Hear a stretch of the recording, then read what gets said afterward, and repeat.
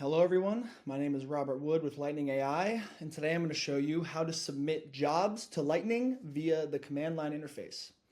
So, very simply, the way that you submit jobs from the CLI to Lightning is via the Lightning run job command. You'll want to identify your org, the team space this job is going to be run in, the image you want to run on, the machine, in this case is L40S, the command that you want to run in that container, and then if you have any environment variables to pass through, you can pass them through. Click enter. We should see the job submits successfully.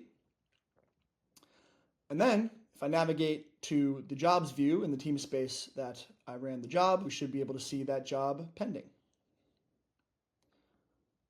And then if we hop in here, we can check the logs and we will eventually be able to see that job running.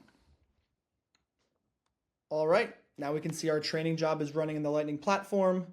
You can check on the stats of the machine here, and of course you have all the information about this job, including who ran it, what machine it's on, etc.